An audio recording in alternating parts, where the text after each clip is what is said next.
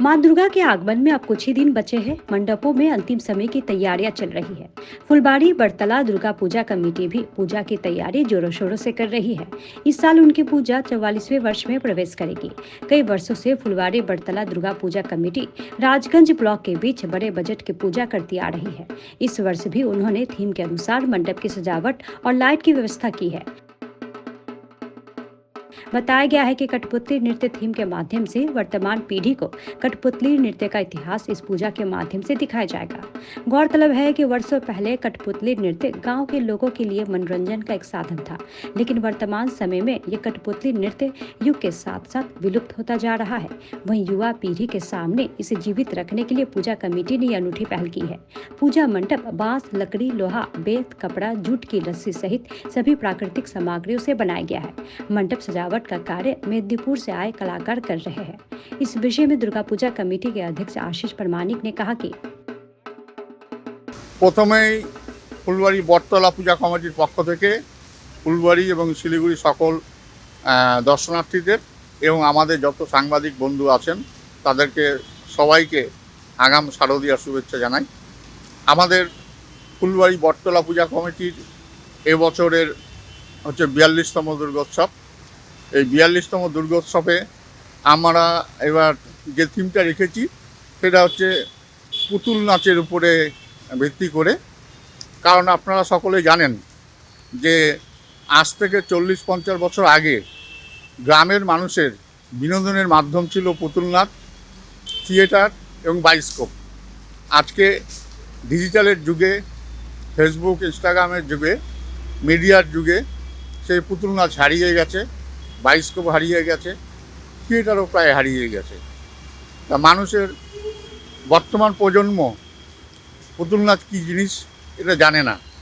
এই বর্তমান প্রজন্মকে আজ থেকে 40 বছর আগে, 50 বছর আগে মানুষেরা কীভাবে গ্রামে বিনোদন করত, সেই বিনোদনের মাধ্যম একটা ছিল পুতুল নাচ। সেই পুতুল নাচটা তুলে ধরা হবে যাতে বর্তমান প্রজন্ম এই আমাদের পুতুল নাচ সম্বন্ধে অভিজ্ঞতা অর্জন করতে পারে। আমরা সমস্ত প্রাকৃতিক জিনিস নিয়ে এই আমাদের থিমটা তৈরি করা হচ্ছে। মূলত বাঁশ, কাঠ, লোহা, বেত, কাপড়, পাটের দড়ি এইসব দিয়েই সম্পূর্ণ প্যান্ডেলটা সাজানো হবে। আমাদের মেদিনীপুরের শিল্পী দ্বারা মণ্ডপ সজ্জা করা হচ্ছে এবং আপনারা সকলেই জানেন যে আমরা সাবেকিয়ানার আদলে দুর্গা প্রতিমা করি ডাকের সাজের, এবং সেটা কলকাতা কুমারটুলির শিল্পীরা এসে তৈরি করে দিয়ে যান। আমাদের কলকাতা কুমারটুলির শিল্পীরা চলে এসেছেন, এখানে দুর্গা প্রতিমা তৈরি হচ্ছে এবং আমরা আলোকসজ্জাতেও যথেষ্ট নজর দেব যাতে চন্দননগরের আদলে আলোকসজ্জা করা যায়, সেটা আমরা চেষ্টা করব। আমরা এখানে এই মূলত এই ফুলবাড়ি 2 নম্বর গ্রাম পঞ্চায়েতে যতগুলো দুর্গাপূজা হয় তার মধ্যে বটতলা দুর্গাপূজাটা অন্যতম, এবং এটা আমরা শুরু থেকেই এখানকার সাম্প্রদায়িক সম্প্রীতি বজায় রেখে হিন্দু মুসলিম সকলে মিলে আমরা এই দুর্গোৎসবটা করে থাকি।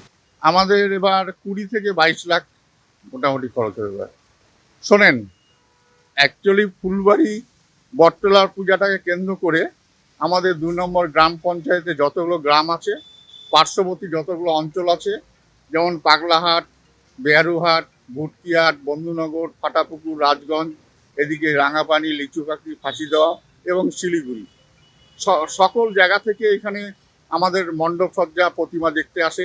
এই কারণেই যে এখানে গাড়ি পার্কিংয়ের খুব ভালো বন্দোবস্ত আছে, চওড়া রাস্তার ধারে পূজাটা হয়, সকলে মন খুলে পূজাটা দেখতে পারে এবং আমরা একদম নিয়ম নিষ্ঠার সাথে পূজা করি বলে এখানে দর্শনার্থীদের একটা আলাদা আকর্ষণ প্রতি বছর থাকে। আশা করি এই বছরও থাকবে। আমি বটতলা দুর্গাপূজা কমিটির সভাপতি, আমার নাম আশিস কুমার।